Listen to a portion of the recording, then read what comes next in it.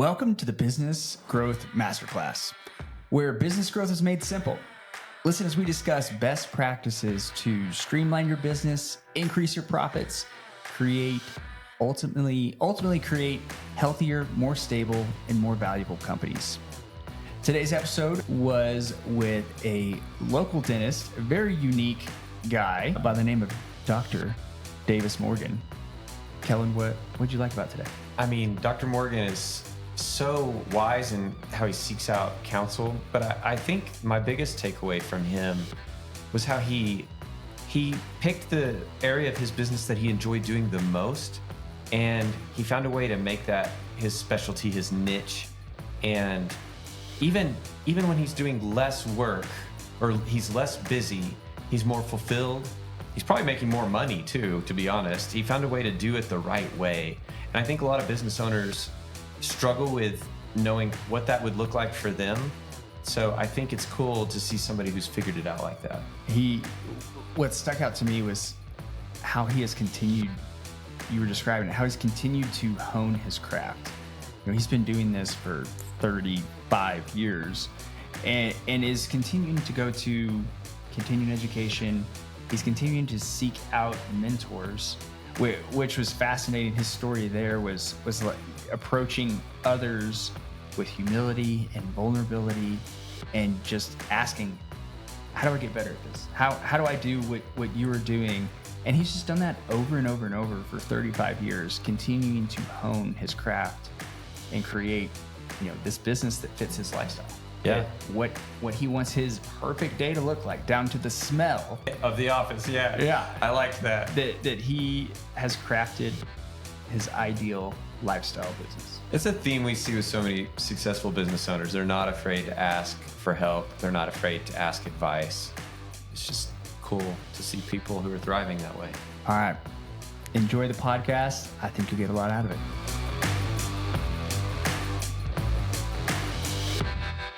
Welcome to the podcast, Dr. Davis Morgan. How are you? I'm doing good. It's good to be here. Yeah. Thanks for inviting me and having me here. Well, we are a business podcast, business improvement podcast. And so kind of want to hear, what do you do for a living and how'd you get started? It's a long story. I don't know if we have time for that, but I'm a dentist. I'm a general dentist. So after graduating from high school in Seagraves, Texas, close Nice. by Lubbock, I went to what was then WT West Texas State. It is just now West Texas A&M. Mm-hmm. So that'll tie into. Yeah, there's a theme there. Yeah. After graduated college, went to Dallas to Baylor College of Dentistry, which is now Texas A&M School of Dentistry. So I graduated in 1989 from dental school, and I went to where I always envisioned that we would be coming back to West Texas. And I'd even looked at a couple of offices that one was for sale, one was going to be for sale, but the timing on both of those just didn't work out. And I was offered an associateship by a guy that I'd become friends with there in the southern suburb area, Dallas-Fort Worth area of Ferris, Texas. And he had just opened up a second office over in Red Oak. And so he wanted a dentist to put there. It was growing. And I did learn some business things from him. He was a very, very high IQ individual, and he was always bigger and better and more and that type of thing. Sign up on every kind of insurance plan you can. The more patients they send you, the more opportunities. He had at that time, so it's 89, 90. In that area, he said the average person has about $500 discretionary income, which most of dentistry, unlike a lot of medicine, is really elective treatment. Even if someone has a toothache, it's really kind of an elective type deal. So discretionary dollars are really what dental practices really compete for, that more than insurance. Have your expenses grown since 1972? They have. So, that kind of plays into this, whole topic about your business and how you're, because you have to set your fees, things like that. So we'll get into that a little bit later, but anyway, he offered me an associateship, and I took it. I was very, in retrospect, when I look back on it, even though he's a friend of mine and I still love him, he was basically paying me almost just a little above what a hygienist would make. He got a deal on you. Yeah. But that area of Red Oak wasn't, that southern sector of Dallas really there was not growing as fast as like it's exploding now. But so at some point we got together and he's like, hey, I'm going to, you can work part-time for me and part-time for one of my other friends that he had an office that he ran similarly. But he did tell me, he said, I do, if you want to open up your own office, I do know of a place that was in Duncanville. It had a Dallas address just because of how the zip code thing worked. In Dallas city limits, they down on any of their major highways, interstates, they have a corridor on either side of that extends into some of these communities quite a ways. And so after having said I would never practice in Dallas, my first office actually ended up with technically a Dallas address, but it was situated in Duncanville at the time. And it was a vacant office. A dentist had gone bankrupt, which does not happen very often and throughout the history of the profession. So I started putting together, I liked the location. It was in a strip center near a large grocery store like an Albertsons. I mean, it was a nice center at the time and very good visibility as far as everyone knowing where that was, because Highway 67 ran right down beside it. So it was a busy intersection. So I had to get a loan, and had difficulty getting a loan. And we started that practice. There was still some equipment in that practice. They had come in and like cut lines, disconnected everything, but left basically the core equipment, chairs, compressors, the heart of a dental practice there. So I didn't have to buy a ton of equipment. I had to get some instruments and some things like that. I was able to secure an SBA loan. Okay. That was a process, though. I mean, there's a lot of paperwork to fill out, a lot of red tape, a number of back and forth conversations, even with the loan officer wanting to know if I'd be willing to have my parents or my in-laws co-sign. And I just told them, no, I'm not interested in it. And just about given up. I had one break. I went and talked to a banker. I've talked to several bankers about just a traditional loan. And there was a banker in DeSoto that, after I told him what I wanted and what I wanted to do and everything, he said, so you're a dentist? Yes, sir. But I said, yeah. He said, why do you want to be a dentist? I'm like, I just always liked it, kind of gave me a few answers. He said, don't dentists have the highest suicide? And I laughed. And I said, there was some data a number of years. So back in like the 70s, early 70s, there was a research done and dentists topped the list, but that hadn't been that way for 10 or 15 years. I've heard that before too. So I told him, I tried to correct him on that. Yeah. And he just shook his head. He said, no, I think you need to find something else to do. So at that point, I felt my blood pressure going up. Yeah. And I just tried to, as politely as I could, tell him, I'm sorry you feel that way. I said, I love what I do. Yeah. And I am going to get a loan. And I will have a successful business. And I said, I don't want to see any of your mail trying to recruit any of my business in the future either. Yeah. So just remember that. Yeah.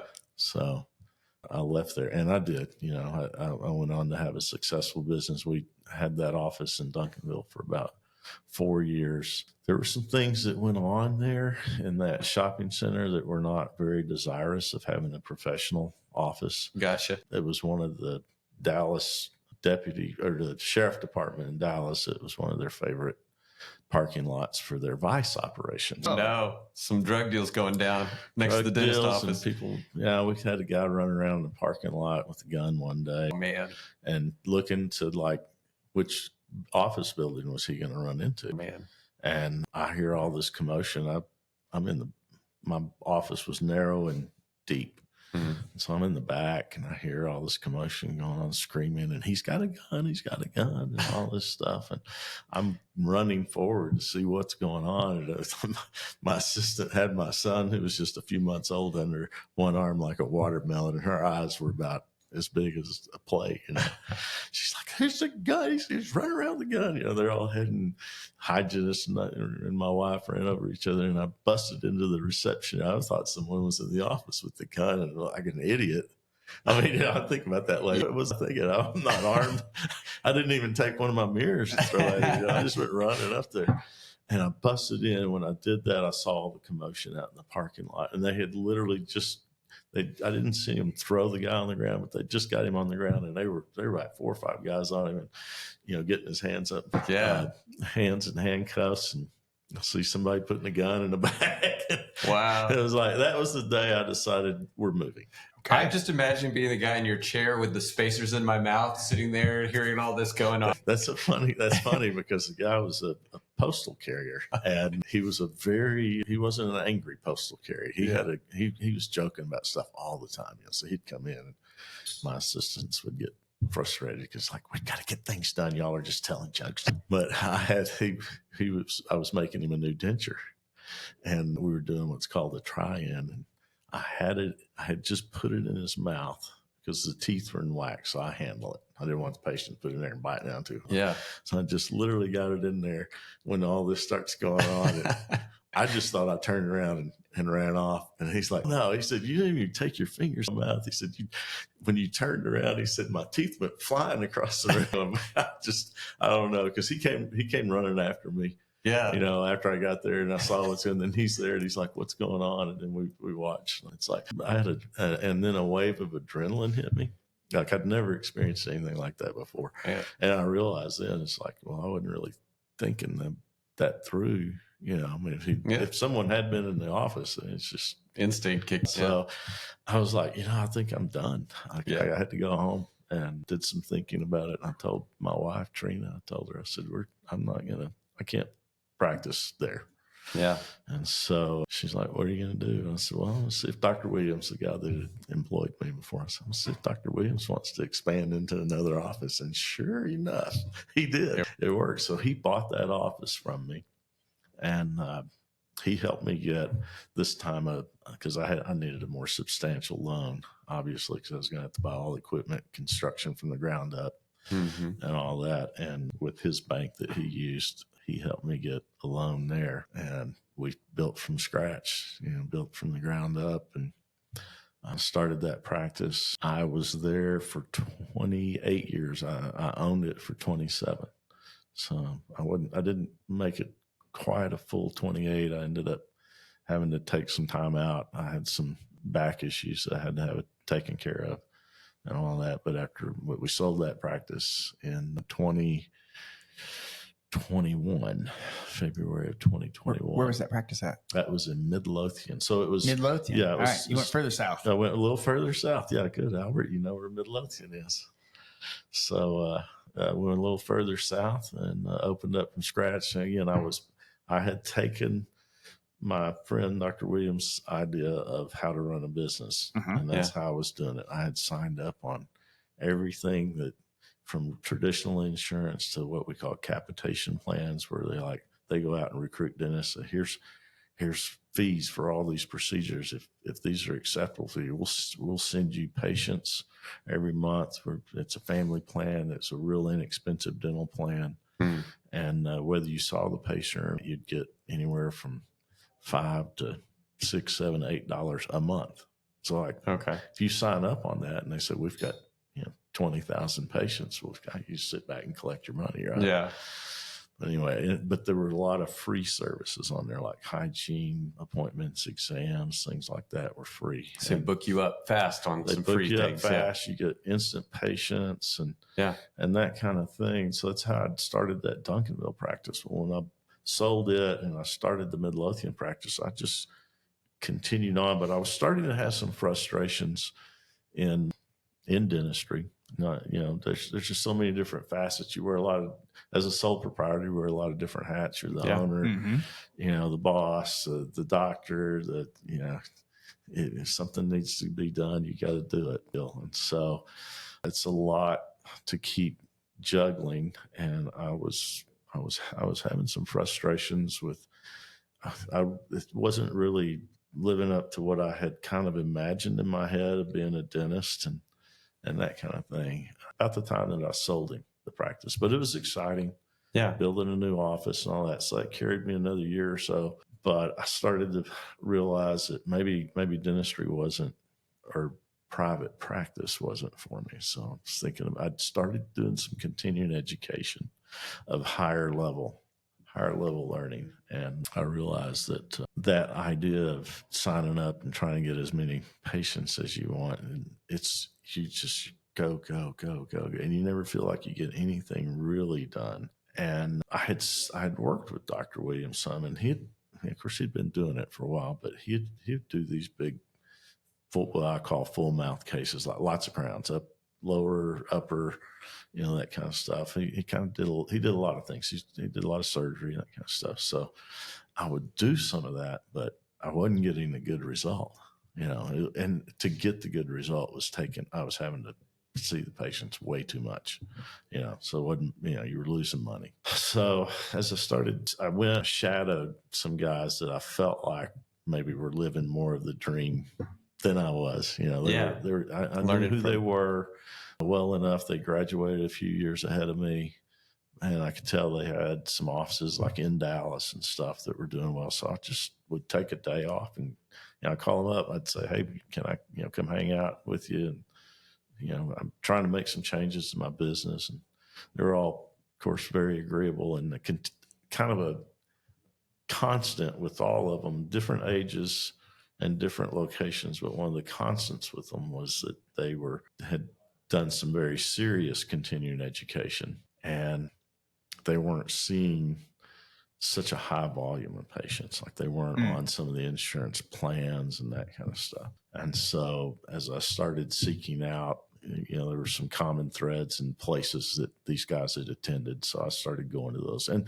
a lot of dentists won't go. That's what I found out. A lot of my colleagues won't go. In fact, the young guy that bought my practice, even before he bought the practice, he wasn't long out of dental school, but he spent a lot of money, like $20,000-$25,000 to go do an implant boot camp. But he knew that's what he wanted to do. He knew my practice, that was the location he wanted, the type of dentistry he wanted to do and all that. So he invested, he took a loan out and went and did that. And so you talk to other dentists and things. And as I started talking to them about some of the places I was going for continuing education, they'd go, "Oh, that's fancy," or, you get a lot of different response, or "I can't afford that." And not only was it expensive in what you had to pay them, but it was like, it might be, one place was a whole week at a time out of the office. Well, that's a whole week of income you're not making today. Yeah. So you add that on top of the cost. But what I started learning was how to recognize how to recognize the problems going on, and how to treatment plan them, and then how to work that out, and what methods and materials, et cetera, to use to get the results in the first time, so that you're not remaking stuff, so that you're not losing money, and you are making your patients happy. Yeah. And as I started putting that to the test, it was true. Yeah. And so then I just had to look. I sat down and started analyzing our business. Which of all these insurance programs or capitation plans, I'm like, the capitation plans were the first ones to go. Yeah. We just cut those, and we told those patients, like, if you want to stay on with us as a patient, we came up with what we called our family plans. I've known you for a while. You're like part of the family. Yeah. And so it was a discount. Like, it was pretty steep. It was about 30% off of my pretty sweet. Off of my regular fee. But even at that, I was way more profitable than staying with the fees on their plan. So put a lot of thought into that. My wife Trina had started working with me by that point, and she's pretty savvy as well. And we just started analyzing stuff. And on the insurance plans, we started getting off of them. It was probably about I want to say it's 5-6 year process. So we didn't do it all at once. So I've got some definite opinions about it. So my advice is, don't cut them all at once, or you might go into a panic. Yeah. Just evaluate the ones that you feel like are the worst, the most hassle, or the least desirable patient base, or whatever, and cut that one. And today, instead of, you could still do your own in-house plan if you want to do something like that to try and keep some retention. They also, there are companies now that will help you administrate a practice like patient. I'll give you Kind of like a extra help. concierge deal, but it's all your fees and that type of deal. Well, there's something you said, or that in this whole thing that you're telling us about the way you evaluated and your practice evolved, that I think even though you're doing something very specific, a lot of business owners could learn from, which is, maybe you start out with a broad service and you're doing lots of different things, but it always pays to specialize in something that is like a premium offering. And then you might be doing less work overall. And I'm assuming you're doing better than you were when you were, enrolled in all these different plans. So that's a good takeaway for a lot of the people who are listening, I think. Oh yeah. There's so much in that journey. There was so many tidbits of business advice that for one, getting started, right? Oh, you sought out people who were doing it bigger and better, and you weren't getting the result that you wanted. Mm-hmm. And this is a problem that a lot of business owners have, whether it be a plumber or a manufacturer or whatever. They're like, man, I know this guy's doing it better than me, and I don't know what he's doing. Mm-hmm. And you had the humility and the vulnerability to reach out to these people and say, hey, can I come watch what you're doing? I admire what you're doing. You're doing something right. And I'm just trying to get a little bit better. And was that surprising to you how willing they were to, maybe not give you their secret recipe, but just help? Was that surprising to you? Yeah. I mean, with the guys I called and asked them about it, it was a little intimidating because a couple of them I just knew, like we knew who each other, we were acquaintances. Yeah. It's not like we were friends. We didn't run around. Yeah. So it's a little hard to reach out for help. It can be, in various things. We're talking business. Yeah. But it's hard sometimes to make yourself make that initial call. Yeah. But man, the fact that they all were like, absolutely, no, it really, so after the first one, it got a little easier. Yeah. Yeah. It's worth it. Yeah, it was worth it. I did find it was worth taking a day out. That was taking time away that I could have been sitting at the chair, which my former employer would have been, you do that stuff after hours, Filling and filling. Yeah, but I'm like, no, I need to see how they're operating. I need to see their systems. All right. My contractor buddies, listen up to that. Make the call, make the ask. People want to help. Absolutely. Another Piece to that story. You're almost describing one of our key exercises that we help clients go through, where I guess first you had to acquire and get started. You did some of the work that it's kind of grunt work. You're kind of not getting paid super well, but you started building traction and building a business and building systems and figuring out how to be in business. Yes. And then you like Kellen was saying, you sought out a niche and maybe a little more premium service. And then you looked at every offering that you were doing, every procedure, whatever. And you were looking at, what you were describing is like, you're looking at the profitability of this, given what these insurance companies are going to pay me, what I have to pay my employees, my material, my labor, my yada, yada, yada. And then you started making educated cuts of, all right, there's not enough margin here. If I filled up my schedule full of that, I'm going to be in the red. And you slowly but surely, which was also super wise. You didn't just go in with a machete and just hack it all off. You were very strategic and patient, cutting little by little until, your new niche premium could support the business. And I mean, that's a masterclass right there. That's amazing. Yeah. Well, there's a lot. Yeah. It covers a lot. You have to have a vision. You do have to have a vision. And you actually have to, there's some exercises that you need to do to clarify your vision. I have never done any exercises on that. I had always just kind of had this general notion that I'm a dentist and live a happy life. And my mom had been a dental assistant some when I was young. And so we knew my dad was a coach. And so in both places where she was an assistant, he coached the dentist, the local dentist kids. And we got them because mom was an assistant. We got to know them. And so I had this kind of idea because I thought, it looked like something that would be good. I liked health. I liked the idea of health services. I didn't really like the idea of, like a doctor being called up all times of the night to go to the hospital and do. Yeah. So I didn't It's really not a great understand lifestyle. how all that worked. But yeah, my parents had a friend whose son was a very prominent surgeon actually here in Lubbock years and years ago, but he was all about burned out, from it, wore beeper everywhere he went.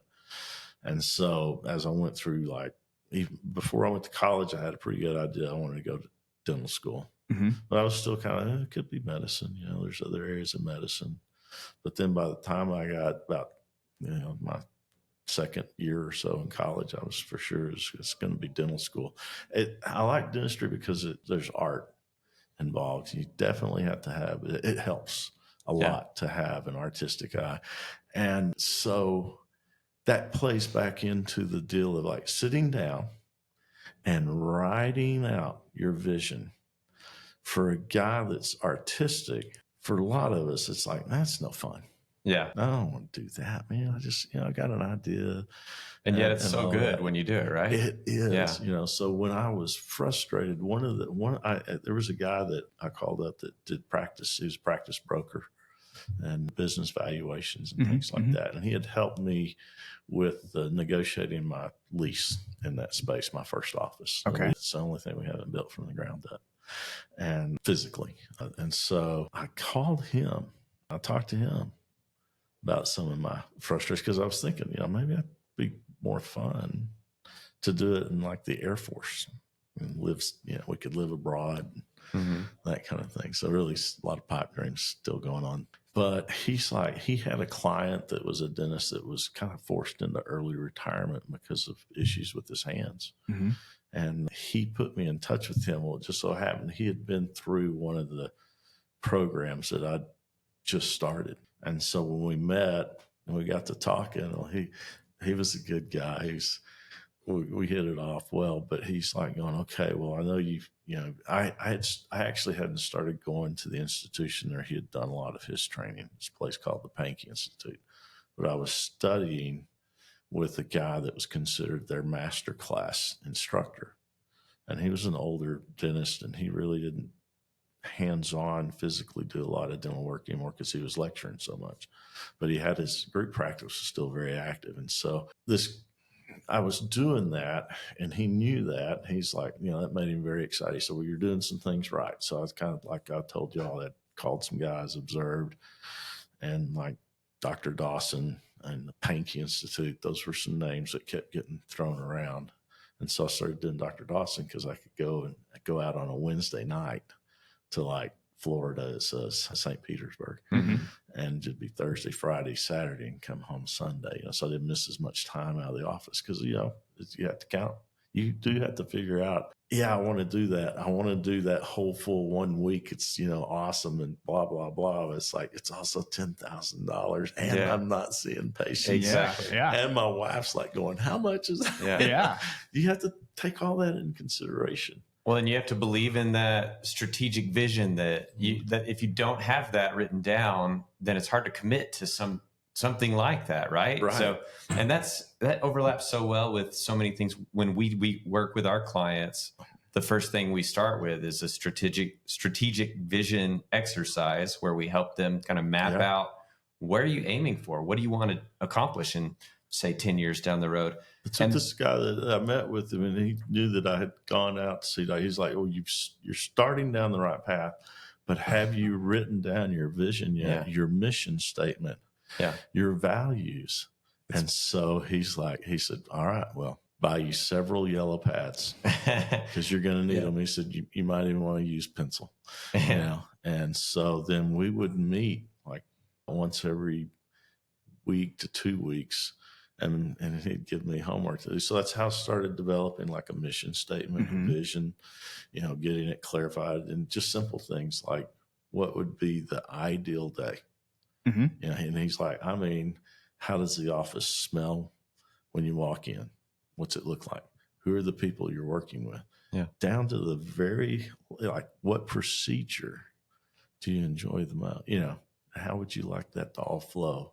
And I'll tell you, it took a lot of time. Like I said, for the artistic side of me, it's kind of this Fighting it. Fun, man. Yeah. But it really did help a lot shape then, you know, how my core business values and give me a more of a guide instead of just a concept.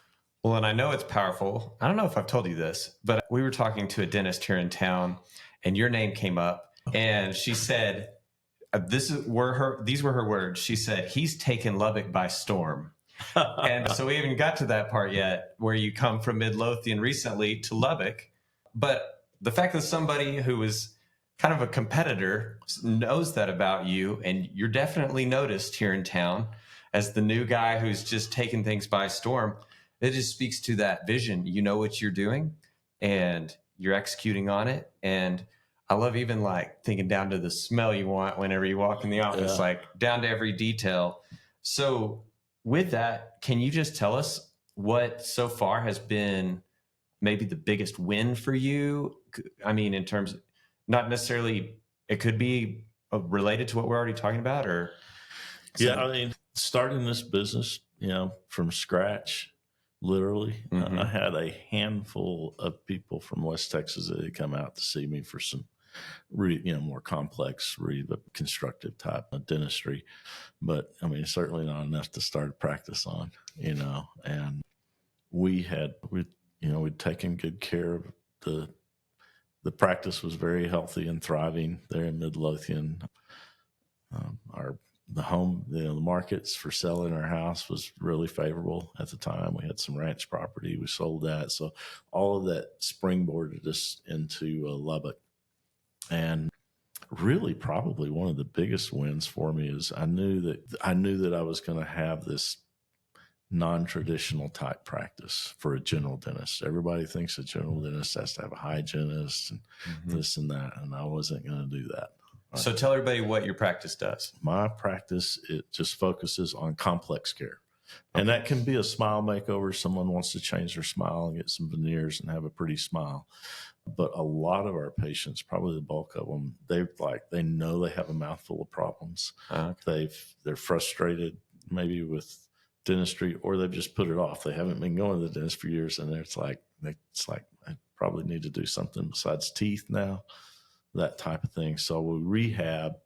Some patients come in, they've got a good foundation, you know, like their gums are healthy and that kind of thing, but they've worn their teeth down, like they're severely worn, and it's definitely causing problems. And maybe they've even lost a few teeth because they busted them up. But they don't have, you know, mouthful cavities and that kind of stuff. But, you know, that severely worn patient, we can rehab their teeth and reestablish a normal, functioning, nice looking, you know, smile, not just smile, but mouth, the mouth that works right. You know, then for those that it's too far down the line, the teeth aren't worth investing in, you know, we take those out and we put in multiple implants. We have the teeth, I say the teeth tomorrow. We do the surgery and take the teeth out, place the implants in, and I try to get them out of there. It's a fairly long, can be 5-6 hours in my office. I mean, there's some oral surgeons and other guys out there that can blow and go, and they'll do one of these cases in the morning and one in the afternoon. Wow. So I had some back issues I had to have straight. So I had to tailor what I do, you know, to what I can physically do. But we'll print. So I wanted to do everything digital too. So that was different. And we'll print their teeth overnight. We work in conjunction with a dental laboratory that knows how to handle digital stuff. Okay. That's cool. And 3D print? Is that what 3D print. Okay, so they cool. give us we've already given them all the records prior to the surgery, and they've already got a smile design. We've approved it, that kind of thing. And then the day of the surgery, they just have to take this digital smile design and convert it to something that will screw on to where the teeth will screw onto the implants. What are they made out of? So what are they 3D printed out of? They're printed out of a ceramic resin. Okay. A ceramic resin. So those are temporary. Oh, okay. You know, the patients will be in those usually in our office, it's about anywhere from 5 to 8 month process, just kind of depending on each patient. But the taking the teeth out and putting the new design in the next morning. So I get them out of the office. I tried doing that teeth in a day. Like I said, I'm not the fastest gun in the West. And so it's like, it's going to be less than 24 hours. You're not going to go, I don't want you going anywhere and doing anything anyway. So just go home and literally chill, ice packs, all that good stuff. In the morning, we're going to have teeth to put on the implants. And I guess maybe some of the digital thing with dentistry is just, it's evolving so rapidly. It's hard to keep up. I'm learning so much new, but I have a friend back in Midlothian that is a prosthodontist. So he's a board certified dentist for complex care. So there's a difference. So he went to extra dental school to become a prosthodontist. I just went about it. He was in 3-year residency and came out being able to do everything I can do. And I went about it over about a 20-year course, weekends and weeks and that kind of thing. But we understood, he and I hit it off really well. And he was all digital. I'd come home and he was in Midlothian. He opened up about 3 years before I moved. Okay. When I'd come home and my eyes would just be like, I've told Trent, I said, if I look like I'm kind of glazed over, it's because I stopped by John's office today. And learned a lot. I said, but if we ever open another office up, it's going to be all digital. And so that's what we did here. And my biggest, as far as dentistry goes, is they have a system registering where the implants are accurately, like extremely. It has to be precise. When we put those teeth on, we've got multiple things. Implants could be going all sorts of different ways. But when we put those teeth on and we start screwing things down, every screw has to fit completely passive. And so that we've taken impressions for that, which all sorts of different ways to do that. I've done it for years, what we call analog dentistry. And I don't like it. Patients don't like it. It's Nobody brutal. like it. It's brutal. And it's multiple appointments. So before we were still doing the rehab on this building that I bought a shell of a building and just finished it out. Yeah. But I hadn't opened here. I didn't have a practice anymore. We're kind of in limbo. Yeah. But I bought the system that is what we call photogrammetry. And it's where, if you've ever seen commercials where they crash test cars and they have you see all those little like black and yellow circles on them. Those are digital markers for a digital camera, and it can measure things like distortion and all that. So it's extremely accurate. And so now, the day of the surgery, when I put the implants in, instead of having to do all this fancy impression stuff, we put screw these digital marker things onto the implants, use a photogrammetry camera, and it captures it. And then we send those records, electronically to the lab. They convert the smile design into something that screws onto that. And the first time I had one of those, drum roll, Yeah. And it's like I put a screw in, and I put the next screw in, and I was just like, it's like perfect. It was like perfect. That's cool. And so that has been one of the, I'm always still, I've been doing it now for a couple of years, and it's still like each time I do that, it's like, that is so cool. Yeah. It's more accurate than anything we've done in dentistry so far. Well, you're very forward thinking. Yes. And so you said your practice doesn't have hygienists. So what does your team look like? I have a hygienist, but she's my daughter. Okay. And when we told her that we were going to do this project, I said, it's going to be a very different office, and I'll still want you to do some hygiene services, but I'm like, it's going to be really limited. So she's my main content gatherer, photographer, and all that for our marketing and stuff. So all the marketing you see, Haley has gathered the content together. I mean, we work as a team, but she's by far the one that gets it, puts it together. We do work with the marketing team. So I have spent more money on marketing than I have ever dreamed of, but I'm a believer in it. Yeah. Because I was the guy years ago, whenever some meeting or something, speaker would say, you need to be spending 5% of your gross on marketing. I'd look at that number and I'm like, no way. That's a lot. That, man. I can go fit, I can get another Cadillac. Yeah. But it's one thing when you have a more traditional practice and you get patients from, say, insurance, things like that, and then word of mouth referrals, and you're doing a lot of different services. this is very specific. And I didn't have any real connections out here other than just some family and friends and a few patients, that we'd seen. And so it's amazing to me how fast we came up to speed. Mm-hmm. I mean, we were probably at 6 months in where I thought it might take us almost 2 years to get. And I can only say it would be the marketing. Yeah. So you can't be afraid, though. You can't be afraid to not spend the money. That photogrammetry camera is $40,000. Yeah.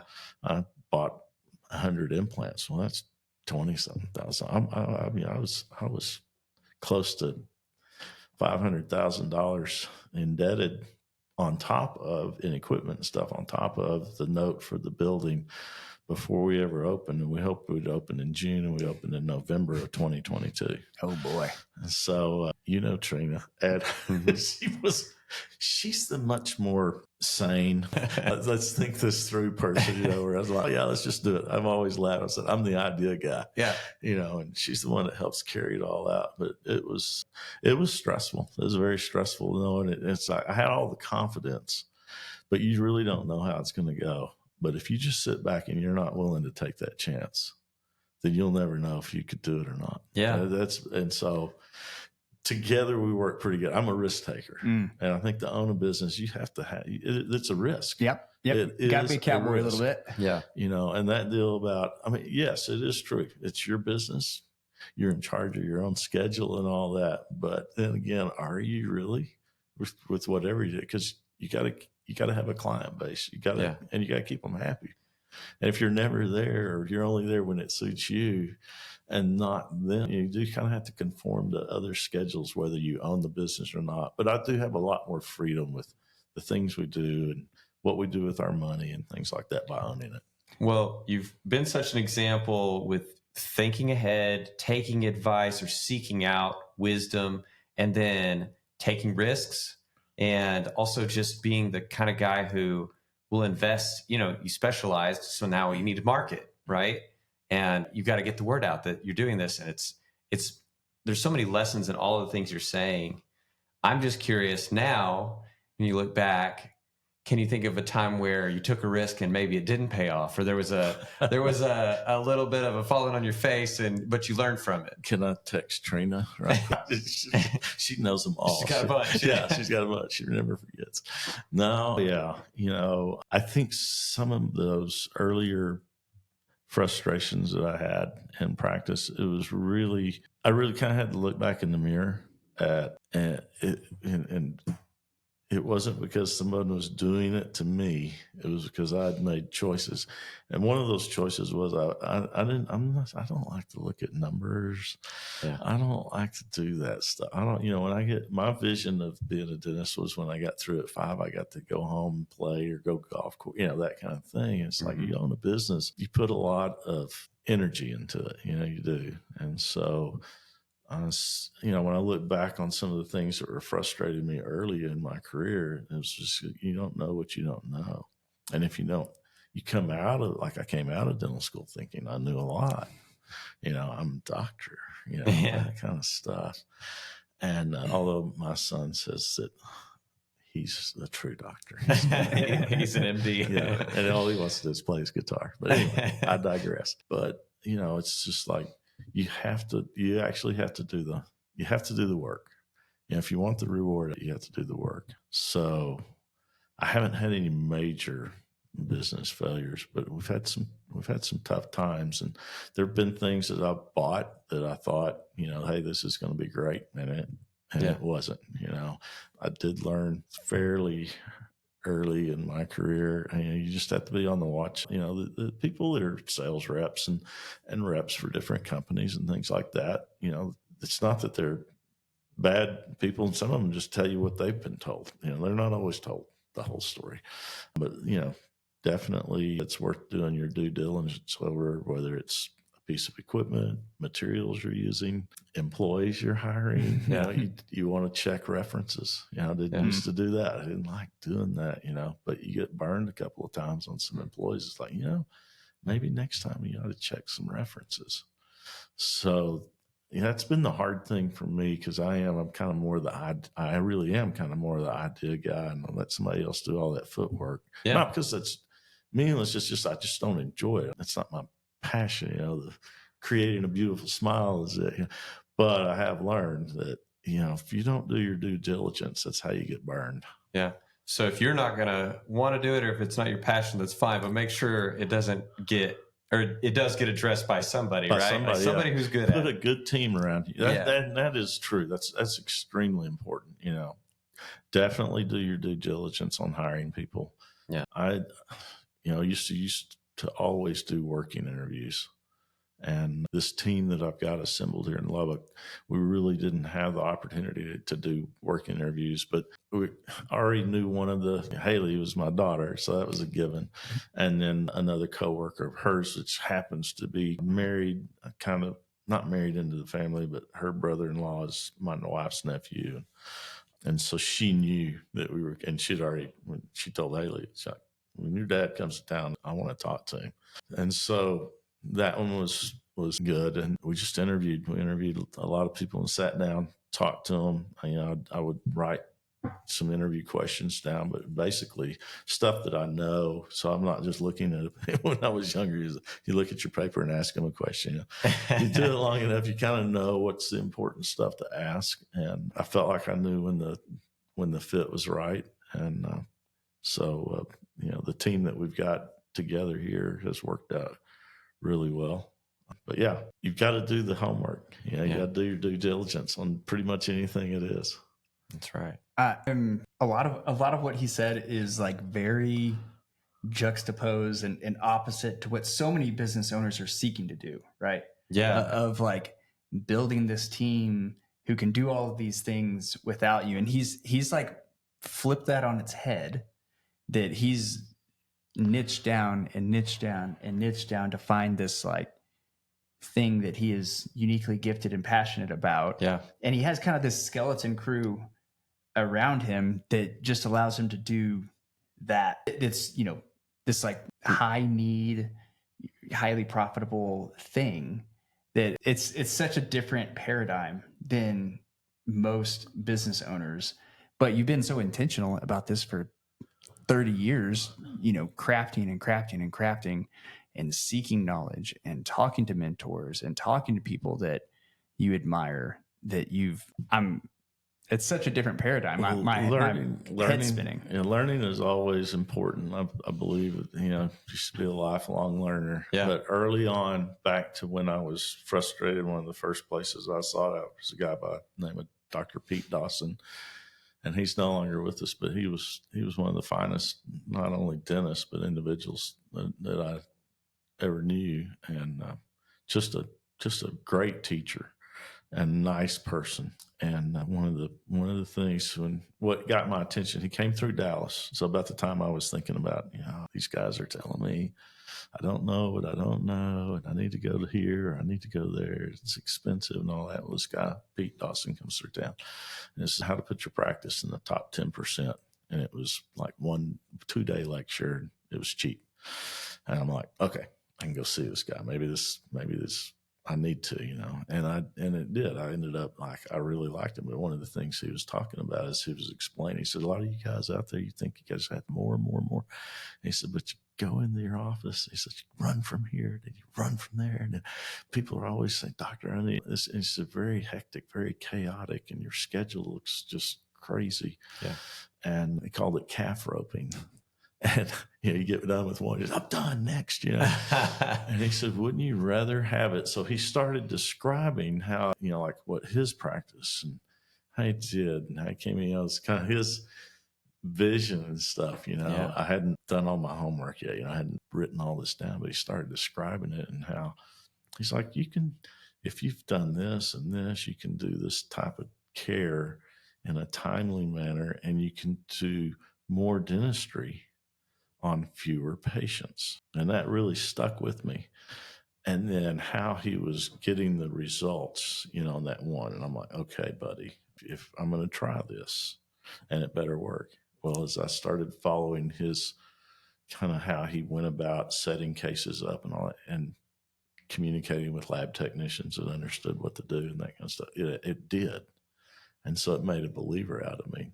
So the more we worked on that, the more it became. Well, when I finally hired a marketing firm, and I had worked with some consultants and things off and on through the years, but just for short projects and things like that. I never hired a marketing firm. It's just, who needs that? And so I finally decided, to really kind of build that. So I was trying to kind of build this thing at Midlothian. I'm like, maybe we should specifically market for what it is that we want. And so I had worked with the same marketing company now for about 6 years. So we worked with them for about 3 years, maybe a little more in Midlothian. And when we first started working with them, most of the dentists, any of the dentists out there listening, you're going to know this is the case.